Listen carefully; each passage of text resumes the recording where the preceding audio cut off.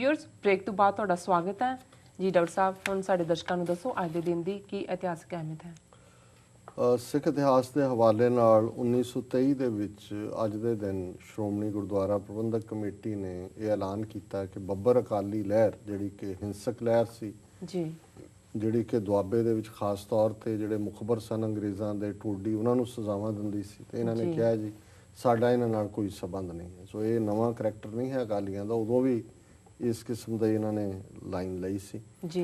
1955 ਦੇ ਵਿੱਚ ਜਿਹੜਾ ਪ੍ਰਤਾਪ ਸਿੰਘ ਕੈਰੋਂ ਮੁੱਖ ਮੰਤਰੀ ਬਣ ਗਿਆ ਸੀ ਔਰ ਜ਼ਿਲ੍ਹਾ ਅੰਮ੍ਰਿਤਸਰ ਦੇ ਡਿਪਟੀ ਕਮਿਸ਼ਨਰ ਰਾਹੀਂ ਇਹ ਐਲਾਨ ਕਰਵਾਇਆ ਗਿਆ ਕਿ ਕੋਈ ਜ਼ਿਲ੍ਹਾ ਅੰਮ੍ਰਿਤਸਰ ਦੇ ਵਿੱਚ ਪੰਜਾਬੀ ਸੂਬਾ ਜ਼ਿੰਦਾਬਾਦ ਨਹੀਂ ਕਹਿ ਸਕਦਾ, ਜੇ ਕਹੇਗਾ ਤੇ ਉਸ ਨੂੰ ਜਿਹੜਾ ਅੰਦਰ ਧੱਕ ਦਿੱਤਾ ਜਾਏਗਾ। ਸੋ ਇਸ ਦੇ ਪ੍ਰੋਟੈਸਟ ਦੇ ਵਿੱਚ ਅਕਾਲੀਆਂ ਨੇ ਅੱਜ ਦੇ ਦਿਨ ਇਹ ਫੈਸਲਾ ਕੀਤਾ, ਉਹਨਾਂ ਦੀ ਵਰਕਿੰਗ ਕਮੇਟੀ ਨੇ, ਕਿ ਅਸੀਂ ਮੋਰਚਾ ਲਾਵਾਂਗੇ ਔਰ ਪੰਜਾਬੀ ਸੂਬਾ ਜ਼ਿੰਦਾਬਾਦ ਕਵਾਂਗੇ। ਇਸ ਮੋਰਚੇ ਦੇ ਵਿੱਚ ਫਿਰ ਹਜ਼ਾਰਾਂ ਸਿੱਖਾਂ ਨੇ ਗ੍ਰਿਫਤਾਰੀਆਂ ਦਿੱਤੀਆਂ ਤੇ ਸਰਕਾਰ ਨੂੰ ਮਜਬੂਰ ਹੋ ਕੇ ਪਾਬੰਦੀ ਜਿਹੜੀ ਹੈ ਉਹ ਵਾਪਸ ਲੈਣੀ ਪਈ ਜੀ।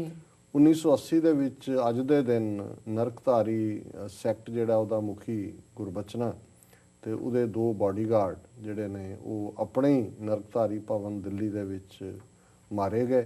ਆਪਣੇ ਕੀਤੇ ਦੀ ਉਹਨਾਂ ਨੇ ਸਜ਼ਾ ਪਾਈ ਕਿਉਂਕਿ ਇਹੀ ਗੁਰਬਚਨਾ ਔਰ ਉਸ ਦੀ ਜਿਹੜੀ ਉਹਨੇ ਇੱਕ ਆਪਣੀ ਖਾਸ ਬ੍ਰਿਗੇਡ ਬਣਾਈ ਹੋਈ ਸੀ ਜਿਹਦਾ ਮੁਖੀ ਪ੍ਰਤਾਪ ਸਿੰਘ ਸੀ, ਉਹਨਾਂ ਨੇ 13 ਅਪ੍ਰੈਲ 1978 ਨੂੰ ਸ੍ਰੀ ਅੰਮ੍ਰਿਤਸਰ ਸ਼ਹਿਰ 'ਚ ਵਿਸਾਖੀ ਦੇ ਮੌਕੇ 13 ਸਿੰਘ ਸ਼ਹੀਦ ਕੀਤੇ ਸਨ, 50 ਤੋਂ ਜ਼ਿਆਦਾ ਜ਼ਖਮੀ ਕੀਤੇ ਸੀ ਜੀ।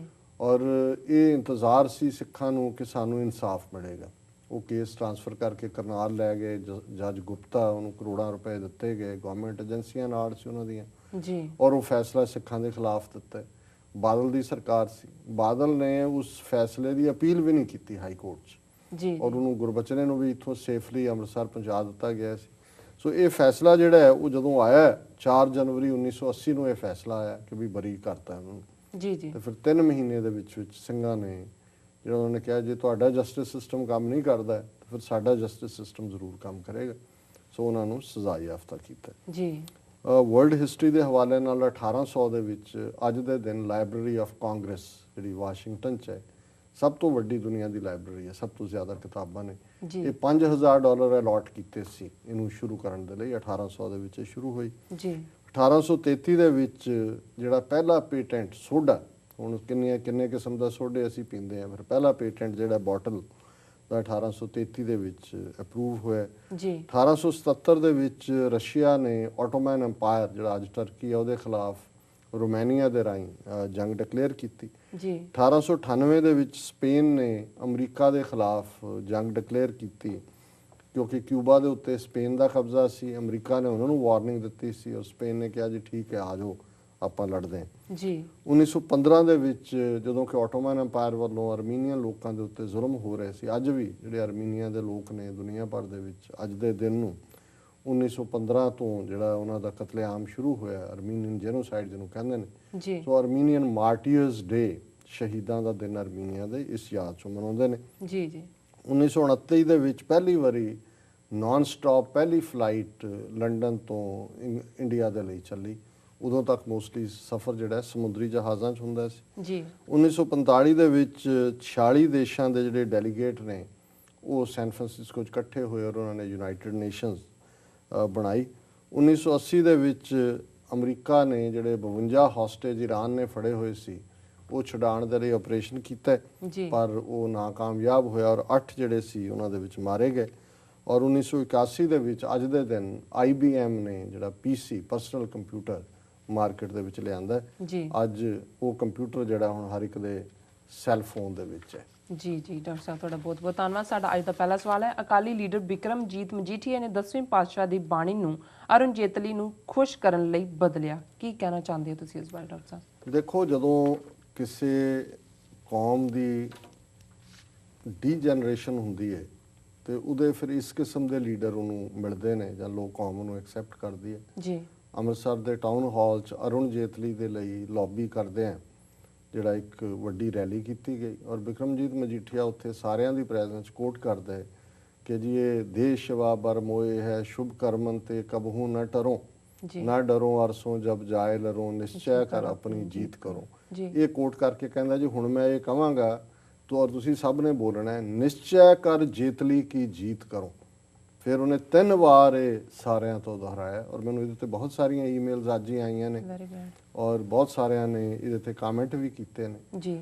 ਔਰ ਜੇ ਹੁਣ ਅੱਜ ਹਾਲਤ ਇਹ ਹੈ ਵੀ ਇਸ ਕਦਰ ਇਹ ਡਰੱਗ ਮਾਫੀਆ ਜਿਹਦਾ ਇਹ ਸਰਗਣ ਹੈ ਔਰ ਟ੍ਰੇਟਰਸ ਦਾ ਟੱਬਰ ਸਾਰਾ ਮਜੀਠੀਆਂ ਦਾ, ਅੰਗਰੇਜ਼ਾਂ ਦੇ ਵੇਲੇ ਰਣਜੀਤ ਸਿੰਘ ਦੇ ਰਾਜ ਨੂੰ ਬਿਟਰੇ ਕਰਨ ਵਾਲੇ, ਸਿੱਖਾਂ ਨੂੰ ਬਿਟਰੇ ਕਰਨ ਵਾਲੇ, ਇਹਨਾਂ ਦਾ ਅੱਜ ਇਹ ਹਾਲ ਹੈ ਕਿ ਇਸ ਕਦਰ ਇਹਨਾਂ ਦੇ ਹੌਸਲੇ ਵੱਧ ਗਏ ਨੇ ਕਿ ਇਹ 10ਵੇਂ ਪਾਤਸ਼ਾਹ ਦੀ ਬਾਣੀ ਦਾ ਇਸ ਕਦਰ ਅਪਮਾਨ ਕਰਨ ਤੱਕ ਆ ਗਏ ਨੇ। ਔਰ ਉਸ ਇਕੱਠ ਦੇ ਵਿੱਚ ਕੋਈ ਚੀਨੀ ਤਾਂ ਨਹੀਂ ਸੀ ਬੈਠੇ ਹੋਏ ਜਾਂ ਜਾਪਾਨੀ ਤਾਂ ਨਹੀਂ ਸੀ ਬੈਠੇ ਹੋਏ ਜੀ ਜੀ, ਜਿਹੜੇ ਉਹ ਸੈਂਕੜਿਆਂ ਹਜ਼ਾਰਾਂ ਸਿੱਖ ਖੜੇ ਨੇ, ਬੈਠੇ ਨੇ। ਕਿਸੇ ਦੀ ਜ਼ਮੀਰ ਨੇ ਉਹਨੂੰ ਲਾਹਨਤ ਨਹੀਂ ਪਾਈ ਕਿ ਵੀ ਇਸ ਦੁਮ ਛੱਲੇ ਨੂੰ ਜਾ ਕੇ ਕੋਈ ਰੋਕੇ ਜਾਂ ਖਲੋ ਕੇ ਕਹੇ ਕਿ ਵੀ ਸ਼ਟ ਅਪ। ਜੀ ਜੀ ਬਿਲਕੁਲ ਡਾਕਟਰ ਸੋ ਸਾਹਿਬ। ਮਤਲਬ ਜਦੋਂ ਇਸ ਕਦਰ ਡੀਜਨਰੇਸ਼ਨ ਹੁੰਦੀ ਹੈ ਉਦੋਂ ਜ਼ਰੂਰ ਫਿਰ ਉਦਾਸੀ ਹੁੰਦੀ ਹੈ ਵੀ ਇਸ ਕਦਰ ਅੱਜ ਇਹ ਹਾਲ ਹੋ ਗਿਆ। ਅਸੀਂ ਬੋਤਾ ਸਿੰਘ ਗਰਜਾ ਸਿੰਘ ਦੀ ਗੱਲ ਤਾਂ ਸੁਣਾਉਂਦੇ ਹਾਂ, ਉਹਨਾਂ ਨੇ ਤਾਂ ਉਸ ਜ਼ਮਾਨੇ 'ਚ ਵੀ ਝੰਡਾ ਬੁਲੰਦ ਕਰਕੇ ਦੱਸਿਆ ਵੀ ਸਿੱਖ ਹੈਗੇ ਨੇ। ਇਹ ਗੁਰੂ ਕੀ ਨਗਰੀ ਅੰਮ੍ਰਿਤਸਰ 'ਚ ਪਹਿਲਾਂ ਤਾਂ ਉਹਨੂੰ ਅਰੁਣ ਜੇਤਲੀ RSS ਦੇ ਹਵਾਲੇ ਕਰ ਰਹੇ ਨੇ ਸ਼ਹਿਰ ਨੂੰ। ਉਹ ਬੰਦਾ ਜਿਹੜਾ ਵਕੀਲ ਰਿਹਾ RSS ਦਾ ਬੰਦਾ ਹੈ, ਉਹਨੇ ਜਥੇਦਾਰ ਰਣਜੀਤ ਸਿੰਘ ਦੇ ਖਿਲਾਫ ਰਿਹਾ ਵਕੀਲ। ਅੱਜ ਹੀ ਸੀ ਕਿ ਇੱਕ ਹੋਰ ਉਸਤਗੀ ਇੱਕ ਵਕੀਲ ਹੈ ਇਹਦਾ ਖਾਸ, ਜਿਹੜਾ ਕਿ ਉਹਨਾਂ ਦੀ ਜਗਦੀਸ਼ ਟਾਈਟਲਰ ਸਜਨ ਕੁਮਾਰ ਦਾ ਵਕੀਲ ਹੈ। ਪਹਿਲਾਂ ਤਾਂ ਤੁਸੀਂ ਲਿਆ ਕੇ ਇਸ ਹਿੰਦੂਤਵੀ ਨੂੰ ਗੁਰੂ ਕੀ ਨਗਰੀ 'ਚ ਵਾੜਿਆ ਔਰ ਫਿਰ ਤੁਸੀਂ ਇਸ ਕਦਰ ਜ਼ਲਾਲਤ ਦੀ ਉਸ ਜਿਹੜੀ ਹੈ ਉਹ ਹੱਦ ਵੀ ਕ੍ਰਾਸ ਕਰ ਲਈ ਹੈ ਔਰ ਤੁਸੀਂ ਗੁਰੂ ਦੀ ਬਾਣੀ ਦਾ ਅਪਮਾਨ ਕਰਨ ਤੇ ਆ ਗਏ। ਸੋ ਲੱਖ ਲਾਨਤ ਤੋਂ ਬਿਨਾਂ ਕੋਈ ਸ਼ਬਦ ਨਹੀਂ ਨੇ। ਪਰ ਅਫਸੋਸ ਕਿ ਜਿਹੜੇ ਉਸ ਇਕੱਠ 'ਚ ਖੜੇ ਜਾਂ ਬੈਠੇ ਸਿਰਾਂ ਤੇ ਪੱਗਾਂ ਲੈ ਕੇ ਜਿਨ੍ਹਾਂ ਨੇ ਰੱਖੀਆਂ ਹੋਈਆਂ ਨੇ, ਉਹਨਾਂ ਨੂੰ ਵੀ ਸ਼ਰਮ ਨਹੀਂ ਆਈ ਵੀ ਇਸ ਜਿਹੜਾ ਇਸ ਕਿਸਮ ਦੇ ਘਟੀਆ ਇਨਸਾਨ ਦੀ ਜਿਹੜੀ ਹੈ ਜ਼ਬਾਨਬੰਦੀ ਕਰਦੇ ਉੱਤੇ। ਜੀ ਬਿਲਕੁਲ ਡਾਕਟਰ ਸਾਹਿਬ। ਹੁਣ ਸਾਡੇ ਦਰਸ਼ਕਾਂ ਨੂੰ ਦੱਸੋ ਅੱਜ ਦਾ ਵਿਚਾਰ ਡਾਕਟਰ ਸਾਹਿਬ। ਅੱਜ ਦੇ ਵਿਚਾਰ ਲਈ ਅਸੀਂ ਗੁਰੂ ਅਮਰਦਾਸ ਜੀ ਦੇ ਵਾਰਾਂ ਤੇ ਵਧੀਕ ਸ਼ਲੋਕਾਂ ਚੋਂ ਸ਼ਲੋਕ ਨੰਬਰ 51 ਨੂੰ ਚੁਣਿਆ ਜੀ। ਭਾਈ ਸਾਹਿਬ ਫਰਮਾਉਂਦੇ ਨੇ, ਧਨਾਸਰੀ ਧਨਵੰਤਾ ਜਾਣੀਏ ਭਾਈ, ਜਾਂ ਸਤਿਗੁਰ ਕੀ ਕਾਰ ਕਮਾਏ, ਤਨ ਮਨ ਸੌਂਪੇ ਜੀ ਸੋ ਭਾਈ, ਲਏ ਹੁਕਮ ਫਿਰਾਓ, ਜੈ ਬੈਸਾਵੇ ਬੈਸੇ ਭਾਈ, ਜੈ ਭੇਜੈ ਤੈ ਜਾਓ ਜੀ।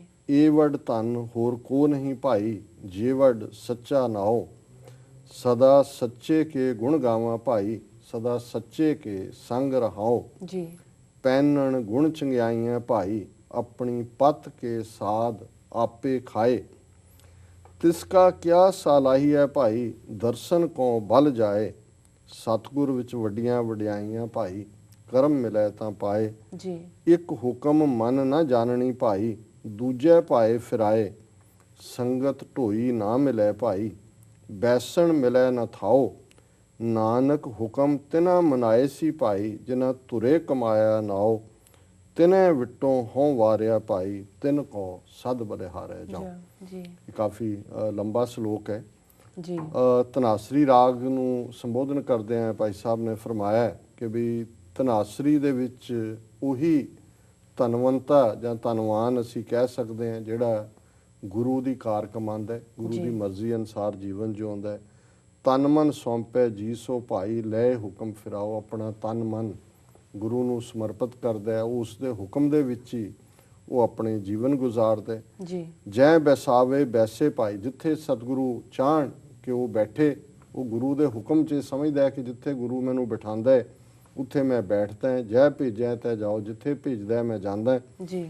ਏਵੜ ਧਨ ਹੋਰ ਕੋ ਨਹੀਂ ਭਾਈ, ਜੇਵੜ ਸੱਚਾ ਨਾ। ਉਹਨੂੰ ਇਸ ਗੱਲ ਦੀ ਸਮਝ ਆ ਜਾਂਦੀ ਹੈ ਕਿ ਨਾਮ ਤੋਂ ਬਿਨਾ ਔਰ ਨਾਮ ਤੋਂ ਵੱਡਾ ਕੋਈ ਹੋਰ ਧਨ ਨਹੀਂ ਜੀ। ਸਦਾ ਸੱਚੇ ਕੇ ਗੁਣ ਗਾਵਾਂ ਭਾਈ, ਸਦਾ ਸੱਚੇ ਕੇ ਸੰਗ ਰਹਾਉ, ਕਿ ਮੈਂ ਉਹਦੇ ਹੀ ਗੁਣ ਗਾਣੇ ਨੇ, ਉਹਦੇ ਸੰਗਤ 'ਚ ਰਹਿਣਾ ਨਿਰੰਕਾਰ ਦੀ। ਜੀ। ਪੈਨਨ ਗੁਣ ਚੰਗਿਆਈਆਂ ਭਾਈ, ਆਪਣੇ ਪਦ ਕੇ ਸਾਧ ਆਪੇ ਖਾਏ, ਜੀ। ਕਿ ਮੈਂ ਉਸ ਵਾਹਿਗੁਰੂ ਦੇ ਗੁਣਾਂ ਦਾ ਹੀ ਜਿਹੜਾ ਪਹਿਰਾਵਾ ਪਹਿਨੇ ਔਰ ਉਸ ਦੇ ਗੁਣਾਂ ਦੇ ਵਿੱਚ ਹੀ ਮੈਂ ਉਹਨਾਂ ਨੂੰ ਹੀ ਆਨੰਦ ਮਾਣਨਾ, ਵਰਚੂਸ ਦੇ ਵਿੱਚ ਰਹਿਣਾ। ਜੀ। ਤਿਸ ਕਾ ਕਿਆ ਸਲਾਹੀ ਹੈ ਭਾਈ, ਦਰਸ਼ਨ ਕਉ ਬਲ ਜਾਏ, ਕਿ ਵੀ ਉਸ ਨਿਰੰਕਾਰ ਦੀ ਤਾਂ ਸਲਾਹਨਾ ਕੀ ਕੀਤੀ ਜਾ ਸਕਦੀ ਹੈ, ਪਰ ਜਿਹੜੇ ਉਸ ਰੱਬ ਦੇ ਨਾਲ ਜੁੜੇ ਹੋਏ ਨੇ ਉਹਨਾਂ ਦੇ ਦਰਸ਼ਨ ਮਾਤਰ ਦੇ ਨਾਲ ਹੀ ਮਨੁੱਖ ਨਿਹਾਲ ਹੋ ਜਾਂਦਾ ਹੈ। ਜੀ ਸਤਿਗੁਰ ਵਿੱਚ ਵੱਡੀਆਂ ਵਡਿਆਈਆਂ ਭਾਈ ਕਰਮ ਮਿਲੈ ਤਾਂ ਪਾਏ, ਕਿ ਗੁਰੂ ਵਡਿਆਈਆਂ ਨਾਲ ਭਰਪੂਰ ਹੈ, ਜੀ ਜੀ ਪਰ ਉਸ ਨੂੰ ਅਕਾਲ ਪੁਰਖ ਦੀ ਬਖਸ਼ਿਸ਼ ਦੇ ਨਾਲ ਪਾਇਆ ਜਾ ਸਕਦਾ। ਇੱਕ ਕਰਮ ਐਕਸ਼ਨਸ ਨੂੰ ਕਹਿੰਦੇ ਨੇ ਕਿ ਜੀ ਅਸੀਂ ਜਿਹੋ ਜਿਹੇ ਕਰਮ ਕਰਦੇ। ਇੱਕ ਫਾਰਸੀ ਦਾ ਸ਼ਬਦ ਕਰਮ ਹੈ ਜਿਹਦਾ ਮਤਲਬ ਬਖਸ਼ਿਸ਼। ਸੋ ਗੁਰੂ ਨੂੰ ਨਿਰੰਕਾਰ ਨੂੰ ਪਾਇਆ ਵੀ ਨਿਰੰਕਾਰ ਦੀ ਬਖਸ਼ਿਸ਼ ਨਾਲ ਜਾ ਸਕਦਾ ਹੈ। ਤੇ ਅਖੀਰ 'ਚ ਗੁਰੂ ਸਾਹਿਬ ਫਰਮਾਉਂਦੇ ਨੇ, ਸਤਿਗੁਰ ਵਿੱਚ ਵੱਡੀਆਂ ਵਡਿਆਈਆਂ ਭਾਈ ਕਰਮ ਮਿਲਾਏ ਤਾਂ ਪਾਏ, ਇੱਕ ਹੁਕਮ ਮਨ ਨਾ ਜਾਣਨੀ ਭਾਈ ਦੂਜਾ ਪਾਏ ਫਿਰਾਏ। ਇੱਕ ਜਿਹੜੇ ਨੇ ਉਹ ਹੁਕਮ ਦੇ ਵਿੱਚ ਨੇ, ਜੀ ਇੱਕ ਉਹ ਨੇ ਜਿਹੜੇ ਹੁਕਮ ਦੇ ਵਿੱਚ ਨਹੀਂ ਜਿਉਂਦੇ। ਸੰਗਤ ਢੋਈ ਨਾ ਮਿਲੇ ਭਾਈ ਬੈਸਨ ਮਿਲਿਆ ਨਾ ਥੋ। ਇਸ ਕਿਸਮ ਦੇ ਜਿਹੜੇ ਲੋਕ ਗੁਰੂ ਤੋਂ ਟੁੱਟੇ ਹੋਏ ਨੇ, ਉਸ ਦੇ ਹੁਕਮ ਤੋਂ ਬਾਗੀ ਨੇ, ਜੀ ਨਾ ਉਹਨਾਂ ਨੂੰ ਇੱਥੇ ਢੋਈ ਮਿਲਦੀ ਹੈ ਨਾ ਉੱਥੇ ਮਿਲਦੀ ਹੈ। ਨਾਨਕ ਹੁਕਮ ਤੇ ਨਾ ਮਨਾਏ ਸੀ ਭਾਈ ਜਿਨ੍ਹਾਂ ਧੁਰੇ ਕਮਾਇਆ ਨਾਓ। ਗੁਰੂ ਸਾਹਿਬ ਕਹਿੰਦੇ ਨੇ ਵੀ ਉਹਨਾਂ ਨੂੰ ਹੀ ਸਤਿਗੁਰੂ ਹੁਕਮ ਦੇ ਵਿੱਚ ਰੱਖਦਾ ਹੈ, ਜਿਨ੍ਹਾਂ ਦੀ ਧੁਰੋਂ ਦਰਗਾਹੋਂ, ਜਿਨ੍ਹਾਂ ਦੇ ਉੱਤੇ ਵਡਿਆਈ ਹੈ। ਜੀ ਤਿਨੈ ਵਿਟੋਂ ਹੋ ਵਾਰਿਆ ਭਾਈ ਤਿੰਨ ਕੋ ਸਦ ਬਲਿਹਾਰੇ ਜਾਓ। ਜੀ ਤੇ ਭਾਈ ਸਾਹਿਬ ਕਹਿੰਦੇ ਨੇ ਕਿ ਵੀ ਗੁਰੂ ਸਾਹਿਬ ਕਹਿੰਦੇ ਨੇ ਕਿ ਮੈਂ ਉਹਨਾਂ ਤੋਂ ਬਲਿਹਾਰ ਜਾਂਦਾ ਹੈ, ਉਹਨਾਂ ਤੋਂ ਜਿਹੜੇ ਉਸ ਸਤਿਗੁਰੂ ਦੇ ਹੁਕਮ ਦੇ ਵਿੱਚ ਨੇ, ਜੀ ਔਰ ਜਿਹੜੇ ਉਸ ਨਿਰੰਕਾਰ ਦੀ ਯਾਦ ਦੇ ਵਿੱਚ ਆਪਾਂ ਸਮਰਪਿਤ ਕਰਦੇ ਨੇ। ਜੀ ਸੋ ਇਹ ਗੁਰੂ ਅਮਰਦਾਸ ਜੀ ਦਾ ਅੱਜ ਦੇ ਲਈ ਵਿਚਾਰ ਹੈ। ਜੀ ਡਾਕਟਰ ਸਾਹਿਬ, ਤੁਹਾਡਾ ਬਹੁਤ ਬਹੁਤ ਧੰਨਵਾਦ। ਤੁਸੀਂ ਅੱਜ ਦਾ ਵਿਚਾਰ ਸਾਡੇ ਦਰਸ਼ਕਾਂ ਨਾਲ ਸਾਂਝਾ ਕੀਤਾ। ਵਿਊਅਰਸ, ਸਾਡੇ ਪ੍ਰੋਗਰਾਮ ਦਾ ਸਮਾਂ ਇੱਥੇ ਸਮਾਪਤ ਹੁੰਦਾ। ਤੁਸੀਂ ਆਪਣੀ ਰਾਏ ਤੇ ਸੁਝਾਅ ਸਾਨੂੰ ਭੇਜਣਾ ਨਾ ਭੁੱਲਣਾ। ਸਾਡੇ ਇਸ ਪਤੇ ਤੇ sos@tv84.tv ਤੇ ਅਸੀਂ ਆਪਣਾ ਪ੍ਰੋਗਰਾਮ ਲੈ ਕੇ ਫਿਰ ਤੁਹਾਡੇ ਰੂਬਰੂ ਹੋਵਾਂਗੇ। ਤਦ ਤੱਕ ਲਈ ਮੈਨੂੰ ਤੇ ਆਪਣੇ ਡਾਕਟਰ ਸਾਹਿਬ ਨੂੰ ਆਗਿਆ ਦਿਓ। ਵਾਹਿਗੁਰੂ ਜੀ ਕਾ ਖਾਲਸਾ, ਵਾਹਿਗੁਰੂ ਜੀ ਕੀ ਫਤਿਹ। ਵਾਹਿਗੁਰੂ ਜੀ ਕੀ ਫਤਿਹ।